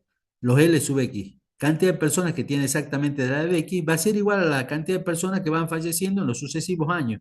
¿Sí? O sea, las personas eh, que tienen 35 años va a ser igual, van a ir falleciendo, va a ser las personas que fallecen entre los 35 y los 36, las personas que fallecen entre los 36 y los 37, y así sucesivamente. O sea, va a ser la sumatoria de los D sub X más T.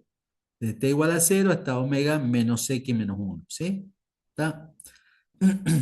A ver, ¿qué es lo que me faltaba decir? Tengan en cuenta que la función de mortalidad, ¿sí? Esta es una función que toma exactamente cantidad de personas en un punto, en un momento exacto. En cambio, la función de mortalidad es una función que a veces los complica porque está tomando un periodo, ¿sí? Que es un rango, no un único momento, ¿sí? D sub X es comprensivo va, digamos, toma en cuenta la cantidad de personas que fallecen entre dos momentos, entre dos edades distintas, la edad de X y la edad de X más 1. O sea, hay un periodo que transcurre y que yo tomo en cuenta para medir la cantidad de personas. ¿Sí? Eso es una cosa que no había dicho hace un rato. ¿Qué son los L sub omega? La cantidad de personas que alcanzan la última edad, que es igual a ¿cuánto? A cero. ¿Sí? Y esta que a veces la pedíamos, esta es la que pedíamos. La cantidad de personas que están con vida en la penúltima edad, o sea, los L sub omega menos 1, van a ser las personas que, como son las últimas del grupo, la cantidad de las personas que fallecen entre la edad omega menos 1 y omega. ¿Por qué? Es igual, porque para decir, los que quedan con vida son los que van a morir en el último año. Es decir, los que quedan con vida en el penúltimo año son los que fallecen al comienzo de ese año y el final de la última edad, que es la edad omega. ¿Sí? Esa es la explicación de esta igualdad.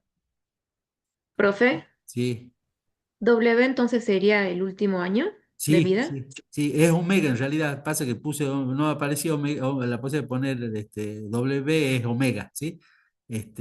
Omega es el símbolo es la W, pero como que sería medio de carta, ¿sí? Omega es igual a 102 años, ¿sí? Es la última edad, ¿sí? Otra duda que tengan en esto último que estuve explicando.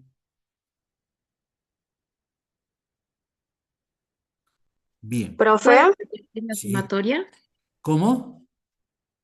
¿Puede repetir lo que significa la sumatoria? Sí, fíjense que la sumatoria, a ver, dicho de otra manera, si yo tengo en cuenta un grupo de personas que tienen la edad X, ¿sí? Esas personas van a ir falleciendo ¿sí? A lo largo de toda la vida. Entonces, la cantidad de personas que, es decir, yo voy a ir sumando todas las personas que fallecen en las distintas edades, me tiene que dar las personas que tenían exactamente, es decir, la cantidad, el número de personas que tenían esa edad. Si yo tomo las personas de 35 años, va a ser igual a la sumatoria de qué cosa, de las personas que fallecen entre los 35 y los 36, entre los 36 y los 37, entre los 37 y los 38. Recuerden que el subíndice X de este D, ¿sí? Es la primera edad, pero abarca, como les dije, un rango de un periodo. Entonces, los D sub X más cero son los D sub X, que son las personas que, fíjense el primer término de la sumatoria, son las personas que fallecen entre X y X más uno, ¿sí? Pero me van a quedar con vida todo el resto. Y de todo el resto va a ser las personas que fallecen luego entre D sub X más uno y D sub X, entre X más uno y X más 2, que son los D sub X más uno, y así sucesivamente. O sea, el número de personas que se van sumando y que fallecen a lo largo de los distintos años es igual al número de personas del grupo inicial que yo estoy tomando. ¿Está? ¿Se entendió eso? Sí, ahora sí. ¿Otra duda? ¿Alguien más iba a preguntar y se superpusieron las voces? Sí, profe, yo le iba a preguntar si podía explicar lo siguiente, lo que está igualado a cero. Lo que está igualado a cero. Yo le dije que cuál es la última edad, omega. L sub W, como decían recién, L sub omega. La cantidad de personas que quedan de la última edad es igual a cero. Ya no quedan personas, el grupo se extinguió. ¿Qué es L? L es la cantidad de personas que tienen exactamente la edad X. Cantidad de personas que tienen exactamente la edad omega, los 102 años. ¿Cuántos son? Cero. ¿Por qué? Porque se extinguió el grupo. ¿Sí? ¿Se entendió Gracias, ahora? profe. Sí. Sí, profe, clarito. Bien. Estas son dos de las funciones biométricas. Yo voy a ver qué voy salteando y qué voy explicando de todo esto. Bien, yo primero sí voy a tener que explicar estas dos probabilidades porque son las que siguen en la tabla de mortalidad. No son las elementales, pero forman parte de las funciones biométricas. Las elementales son las dos anteriores, pero tengo estas dos probabilidades. Y ojo, no confundir con unas que vamos a usar mucho después, ¿sí? Pero necesito explicarla. La probabilidad de sobrevivencia o tasa de sobrevivencia. Esta es la función o sobrevivencia así a secas, ¿sí? Como toda probabilidad, ¿sí? Algunos han hecho estadística, otros no todavía, ¿cómo se obtienen? Es caso favorable sobre caso posible y siempre va a ser un valor, como toda probabilidad, que se encuentre entre 0 y 1. La probabilidad de sobrevivencia o tasa de sobrevivencia es la probabilidad que tiene una persona de edad X de sobrevivir un año más, es decir, de alcanzar la edad de X más 1. Repito, probabilidad que tiene una persona, ¿sí? De edad X de vivir un año más. ¿Sí? De sobrevivir hasta la edad X más 1. Caso favorable, cantidad de personas que alcanzan la edad de X más 1. Sobre casos posibles, la cantidad de personas que tenían la edad de X. Entonces, esta es una probabilidad que tiene una persona de edad de X de sobrevivir un año más. Es eso. ¿Está? ¿Cuál es la probabilidad de fallecimiento? Que es complementaria de la anterior, Q sub X. Es la probabilidad que tiene una persona que alcanzó la edad de X de fallecer antes de cumplir un año más, es decir, entre las edades X y X más 1. Repito el concepto.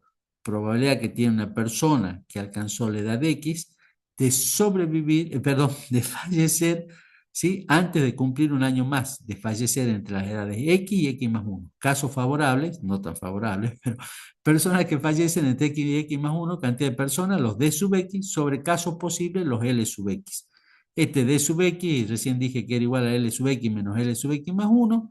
Si hago sin una simplificación, veo que obviamente llego a 1 menos P sub X, es la probabilidad complementaria de la probabilidad anterior. ¿Está? Estas probabilidades son las que en definitiva después me van sirviendo para terminar de armar las tablas, ¿sí? Estas son probabilidades de sobrevivencia o de fallecimiento o tasa de mortalidad. ¿Qué tienen sus gráficos? Simplemente se los muestro. Esta es la tasa o probabilidad. La de mortalidad es esta, que es una J, tiene una forma de una J. ¿sí? La probabilidad de tasa de sobrevivencia. Recuerde que toda probabilidad está entre 0 y 1. Fíjense que nunca llega, la probabilidad de mortalidad nunca llega a ser tocar los valores de 0, ¿sí? O sea, nunca la probabilidad de mortalidad es igual a 0, ¿sí? Y alcanza el valor de 1 de la certeza recién a los 102 años. Y la probabilidad de sobrevivencia, que es la J invertida, es al revés. Llega a la probabilidad de sobrevivencia, se hace 0 recién a los 102 años y nunca llega a ser igual a 1. O sea, nunca existe la certeza de que las personas de cualquier edad vayan a sobrevivir. ¿Ah? Estas las tienen que conocer, pero mucho más importantes son otras que vienen. Esta no la vamos a ver, esta no la vamos a ver, esta no la vamos a ver. Y vamos a ver. Uy, acá me comí un. Acá vamos a ver alguna. ¿Sí? Está. Me interesa sobre todo esta que está acá y ya vamos a ver cuáles son útiles a los fines y sí tienen que ver con preguntas que siempre se hacen, las dos probabilidades que voy a enunciar enseguida. No, esto de vida probable no lo vean, ¿sí? Todos estos conceptos y estas cuestiones están de todos modos en la cartilla que está subida en la plataforma, ¿sí? Disculpen, se me seca la boca. Vamos a ver la prueba de sobrevivencia temporaria de N, que es distinta de la prueba que hemos visto de sobrevivencia recién. Recién veíamos, la prueba de sobrevivencia era L sub X más 1 sobre L sub X. Esta es la prueba de sobrevivencia, pero le agregamos temporaria de N. ¿Por qué? Porque acá vamos a indicar un tiempo. Es la prueba que tiene una persona que alcanzó la edad de X, ¿sí? De sobrevivir N años más, es decir, de sobrevivir hasta la edad X más N. ¿Sí? Esa probabilidad de sobrevivencia temporaria de N, que se simboliza como NP sub X, va a ser casos favorables, cantidad de personas que llegan con vida a la edad X más N, sobre casos posibles, cantidad de personas que alcanzan la edad X. ¿Está? Esta probabilidad de sobrevivencia temporaria de N es muy importante y se usa en todos los seguros, ¿sí? Dentro de los seguros de vida existen los seguros en caso de vida y los seguros en caso de muerte. Los seguros en caso de vida, ¿sí? El cálculo de las primas, ¿sí? Utilizan esta probabilidad, la probabilidad de sobrevivencia temporaria de N, NP sub X. ¿Está? Todos los seguros en caso de vida utilizan esta probabilidad que es la probabilidad de sobrevivencia temporaria de N, ¿sí? NP sub X. ¿Y cuál probabilidad utilizan los seguros en caso de muerte? ¿Será la que sigue? No. Por las dudas lo dejo claro. Esta simplemente se la menciono para que no se confundan en la probabilidad de fallecimiento temporaria de N que se simboliza como NQ sub X, pero no es la que utilizamos para el cálculo de los seguros en caso de muerte, ¿sí? Esta probabilidad de fallecimiento temporaria de N, se lo digo, se las explico para que no se confundan, es la probabilidad que tiene una persona que alcanzó la edad de X, ¿sí? De fallecer antes de cumplir N años más, es decir, entre las edades X y X más N. Por eso resto acá L sub X menos L sub X más N. O sea, la probabilidad que tiene de fallecer entre X y X más N, ¿sí? La anterior, ¿sí? Es complementaria de la anterior, pero esta era la probabilidad de sobrevivir entre X, hasta la edad de X más N. Esta es complementaria de la anterior, pero no es la que se utiliza en los seguros en caso de muerte. La que se utiliza en los seguros en caso de muerte, ¿sí? Es esta otra que les voy a mostrar ahora. La probabilidad de fallecimiento diferida de N barra Q sub X, que la voy a definir despacito para que se entienda. Es diferida de fallecimiento.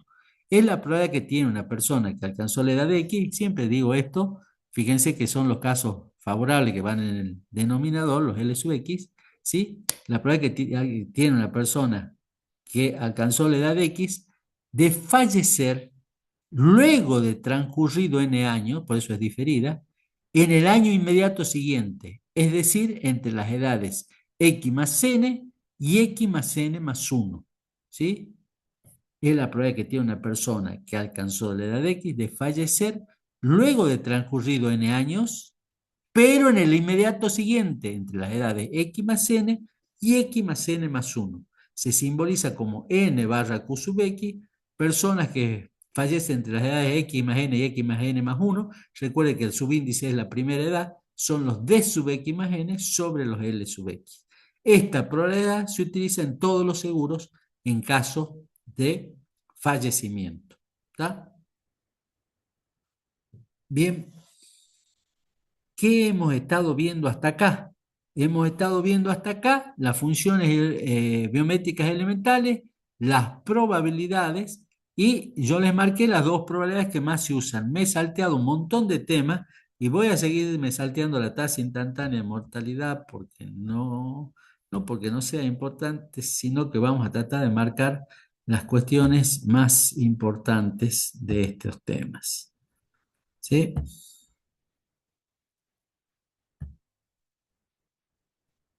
Bien. Estamos hasta acá, chicos. Se va entendiendo de modo general. Después tienen que ajustar leyendo un poquito la cartilla, por lo menos los temas que yo voy nombrando, ¿sí? O que vamos viendo. Vamos. Bien. Vamos a ver ahora un poco, ya entrar a ver los contratos de seguro de vida en general, ¿sí? Y ver qué es lo que hace falta y de qué estamos hablando, ¿sí? ¿Qué necesitamos para saber? Necesitamos saber renta cierta, que ustedes lo están aprobando casi todos ahora, por no decir casi prácticamente todo, hasta ahora lo que yo he corregido.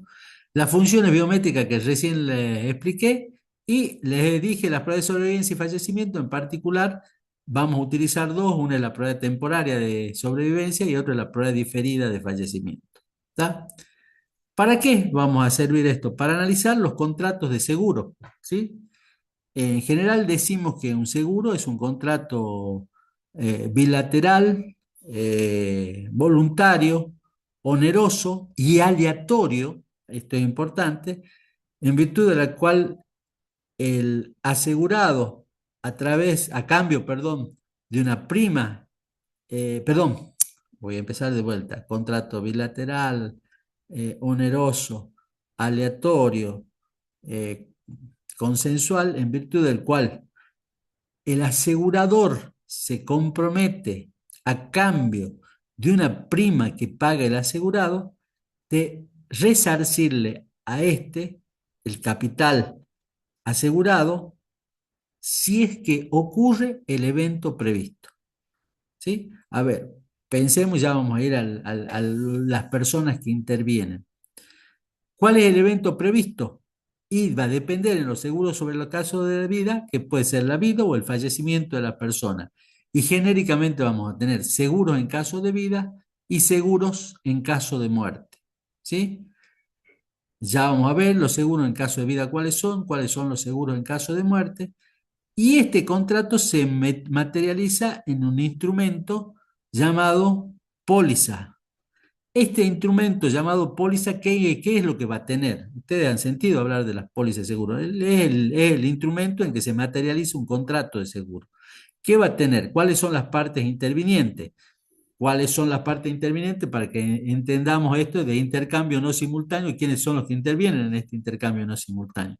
Interviene el asegurador, que es la empresa aseguradora. La otra parte es el asegurado, ¿sí?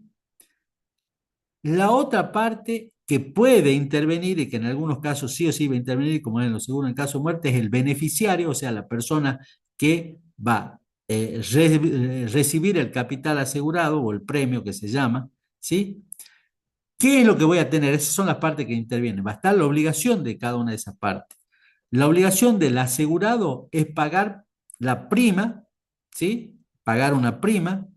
La obligación del asegurador es pagar un premio o capital asegurado si es que ocurre cuando ocurre el evento previsto, ¿sí? Y obviamente va a existir el beneficiario que en realidad no tiene una obligación, sino que simplemente es un beneficiario. Tengo pago de un premio, pago de una prima, perdón, y pago de un premio o capital asegurado. ¿Quién paga la prima? El asegurado. ¿A cambio de qué? ¿Sí? A cambio de que el asegurador le otorgue un premio o un capital asegurado si es que ocurre el efecto previsto, que puede ser la vida o la muerte. ¿Está? Nosotros vamos a trabajar en estos contratos de seguro, vamos a trabajar con eh, primas únicas puras en principio. En principio ya vamos a ver que después dejamos la única. ¿Por qué decimos, por qué hablamos de prima única? Hablamos de prima única que sería la prima que se pagaría por única vez al momento de contratar el seguro, ¿sí? Se paga, se hace un único pago. Ya vamos a ver que esa prima única me va a servir para definir varios de estos tipos de seguro y, repito, es un valor actual. Ya vamos a ver que es un valor actual. Y decimos que es pura porque en principio nosotros los cálculos que hacemos vamos a medir solamente o vamos a incluir en el valor de esa prima el riesgo, las probabilidades pertinentes. El riesgo significa incluir en el cálculo de esa prima la probabilidad pertinente. ¿Qué no incluimos? No incluimos otros elementos que van en la otra prima llamada prima de tarifa, que es la ganancia del asegurador, que son los gastos administrativos, que son los impuestos. ¿Sí? Todos esos elementos se sumarían a una prima pura para obtener una prima de tarifa. ¿Está? Esto que está acá son conceptos generales de los contratos de seguro que nosotros vemos, que son los seguros sobre la vida genéricamente, que como les dije, se dividen en seguros en caso de vida y seguros en caso de muerte. Esta diapositiva que viene es una diapositiva general de lo que se desarrolla después, ¿sí? Ya vamos a ver que, yo sé que les cuesta mucho ver todos, vamos a ver qué punto o qué le hacemos traer a ustedes directamente de esto y qué o sí tienen que ver, ¿tá? Vamos a ver cuáles son los seguros genéricamente sobre la vida. Tengo los seguros en caso de vida, o sea, estos seguros, y lo explico en forma general, se van a pagar en caso de que el asegurado viva, ¿sí? ¿Y qué es lo que se paga? Yo voy a hablar genérica, después vamos a ver, en todo caso, la mayor parte de esto, ¿sí? Se va a pagar un seguro en el cual se le va a pagar al asegurado si es que llega con vida a un único valor, si es que llega con vida a una determinada edad, que el capital diferido, que es la operación actuarial simple, la única operación actuarial simple. Después, los otros seguros en caso de vida son rentas vitalicias, o sea, son las rentas que nosotros más o menos veíamos, que ustedes conocen el concepto de renta cierta, pero en este caso, la renta se va a pagar al asegurado si es que sobrevive, ¿sí? Y se va a pagar mientras sobrevive, ya vamos a ver cuál es uno de estos casos. O sea, estas son rentas que se pagan, ¿sí? Al asegurado siempre y cuando se mantenga con vida. Vamos a ver si es, si es durante toda la vida, si es a partir de determinada edad, si es durante cierto tiempo, van a ser distintos el tipo de renta, ¿sí? Pero estos todos son seguros en caso de vida, que pueden ser vencidos o adelantados. Ya vemos, después profundizamos estos conceptos. Yo simplemente le estoy dando este cuadrito entiendo que es muy útil, ya lo vamos a ver para algún caso práctico, cómo es muy útil tenerlo en cuenta al cuadro para identificarlo a los seguros, ¿sí? Y tengo los seguros en caso de muerte, que curiosamente se llaman seguros de vida, ¿sí? Es decir, los seguros en caso de muerte contradictoriamente se llaman seguros de vida.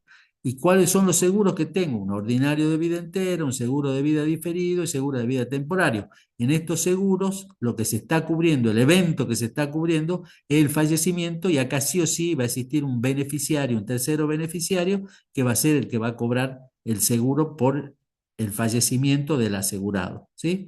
Existen seguros mixtos, estos no los vemos mayormente para no complicarlo, que son mezclas de seguros en caso de vida con seguros en caso de muerte, generalmente un capital diferido más alguno de los otros seguros. ¿Tá? Esta es una síntesis general de lo que se ve, de los tipos de seguros que se ven. ¿Tá? Vamos hasta acá, chicos. Yo creo que voy a avanzar un poquito más y después ya lo voy a dejar descansar como para que... Creo que voy a avanzar. hasta... ¿no? Bien, voy a avanzar un poquito más con el primero que estaba en ese listado que veíamos, en los seguros en caso de vida con el capital diferido. Generalmente, como es el más simple, el más sencillo y el en base al cual podemos calcular otros seguros en caso de vida, nosotros lo explicamos bien y lo tomamos bastante bien. ¿Con qué idea? ¿Sí? Este es un punto que generalmente sale, chicos, ¿sí? El de capital diferido, ¿sí? Y repito, ustedes tienen grandes confusiones cuando hablamos de capital diferido, ya les voy a explicar cuál es la confusión que no deben tener, ¿sí? Por empezar, ¿cómo lo vamos a simbolizar? Lo vamos a simbolizar como NE sub X, ¿sí? ¿Y qué es el capital diferido? Lo voy a definir como una prima única pura o valor actual actuarial. Yo hablo de valor actual actuarial. ¿Por qué hablo de valor actual actuarial? Porque es un valor actual que tiene incluido la probabilidad correspondiente. Pero en definitiva es la prima única pura que paga quién, el asegurado de edad X, para que el asegurador le abone la suma de un peso, ¿sí? Si el asegurado se encuentra con vida dentro de N años. Si el asegurado se encuentra con vida dentro de N años.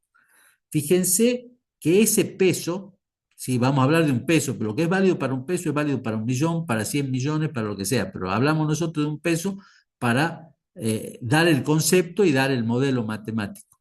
Entonces, ese peso es el capital asegurado. Ese capital asegurado está ubicado, ¿sí? Fíjense que acá tengo un gráfico actuarial, que sí o sí un gráfico actuarial tiene que tener dos partes. Tiene que tener el tiempo y la edad, ¿sí? Contrata un asegurado, prima única pura, ¿sí? Que paga quién, un asegurado de edad X, fíjense que la edad es X, ¿sí?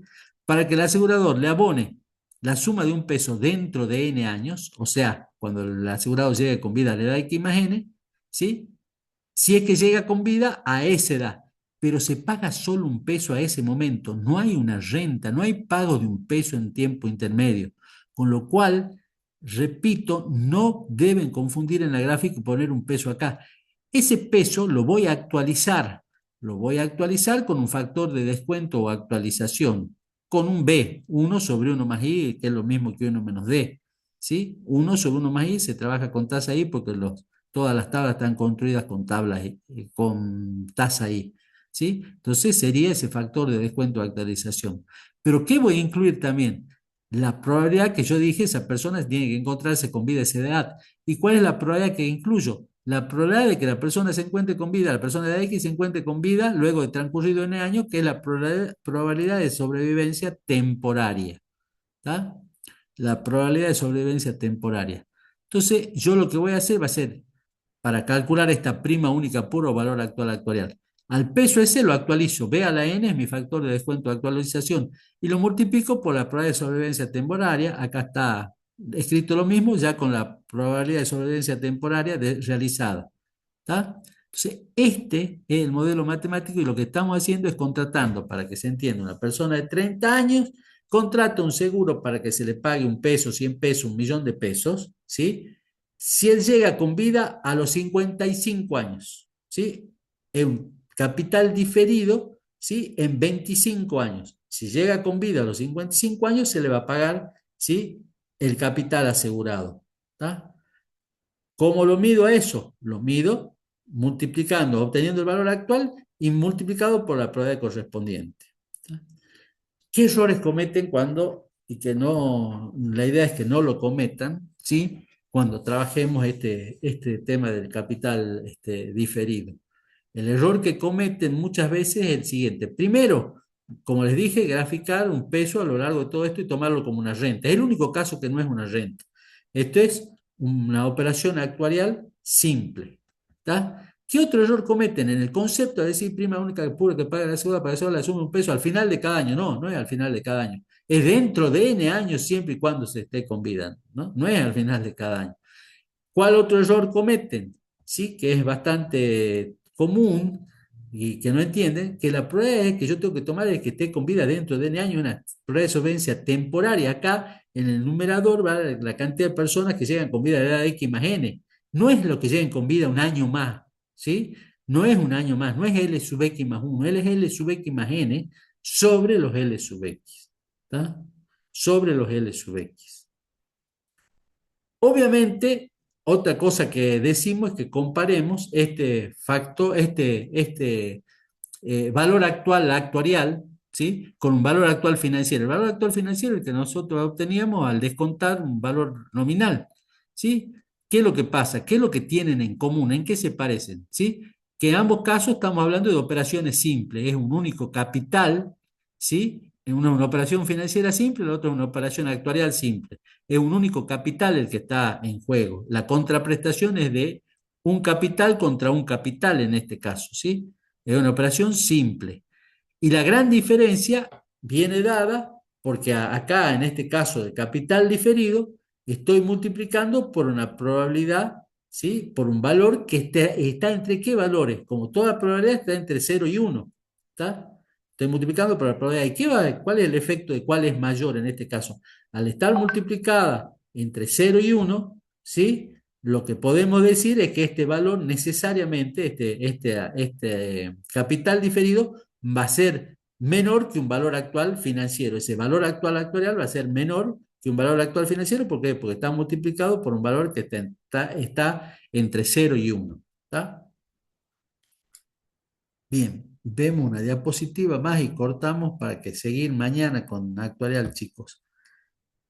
Bien, hay otra forma de calcularlo esto que es el método euleriano, que dice cuál es el compromiso de los asegurados. El compromiso de los asegurados es pagar la prima esta única, N sub X, que la van a pagar la cantidad de personas que tienen la edad X, los L sub X. O sea, todos los L sub X pagan esto.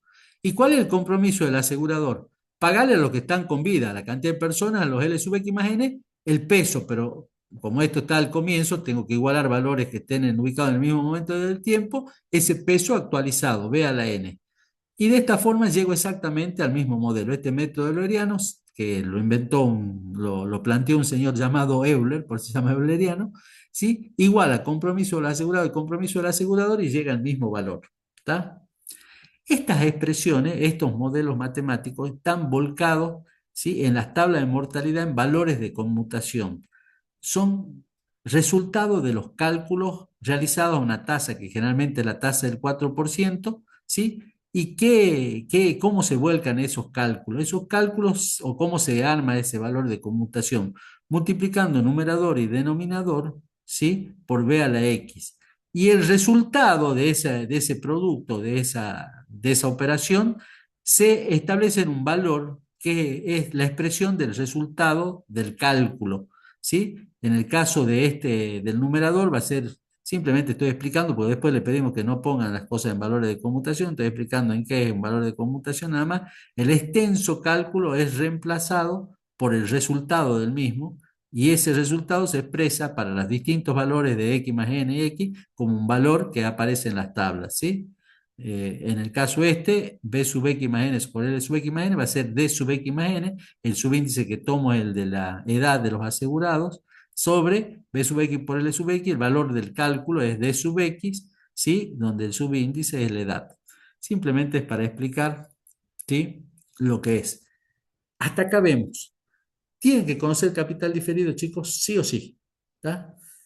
Después vamos a ver todo lo que sigue, podemos verlo como suma de capitales diferidos, por eso todas las rentas vitalicias que siguen, que es la inmediata, todas las demás, se pueden ver como suma de capitales diferidos, por eso nos parece muy importante que conozcan esto que veíamos recién, de en qué consiste y qué es lo que es el capital diferido, ¿sí? Hasta acá llegamos, chicos, hoy día. ¿Sí? Para seguir mañana con los otros aspectos de actuarial. ¿Dudas? ¿Preguntas?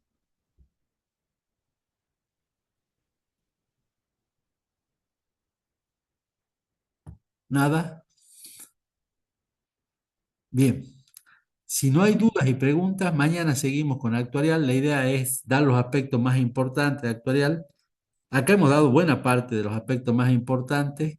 Ya vamos a ver que la idea va a ser que no sepan todos los modelos matemáticos ustedes, sino que algunos los traigan. Ya vamos a ver cuáles, ¿sí? pero que sí, este de capital diferido sí o sí lo tienen que saber, chicos, ¿sí? Este de capital diferido sí o sí lo tienen que saber.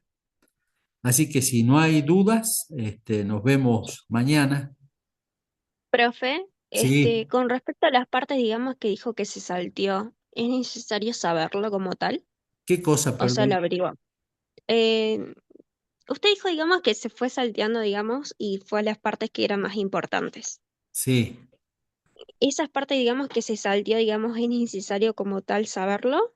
No, yo me he salteado a propósito y es para que no es necesario que lo sepan. Los temas que me he salteado, ¿sí? Están salteados al Sí. profeso y no es necesario que lo sepan. No van a tener tiempo tampoco de conocer todo. Es decir, de repente la tasa instantánea de mortalidad, el número central de viviente, todo ese tipo de cuestiones que yo me he salteado, me estoy acordando de dos de las tantas que me he salteado, no es necesario que las sepan, ¿sí? ¿Está? Ah, bien. Sí, justamente porque no van a tener tiempo, ¿sí? La idea aparte es darle los conceptos más importantes, ¿sí? Por eso digo que es una simplificación de la simplificación lo que estamos viendo.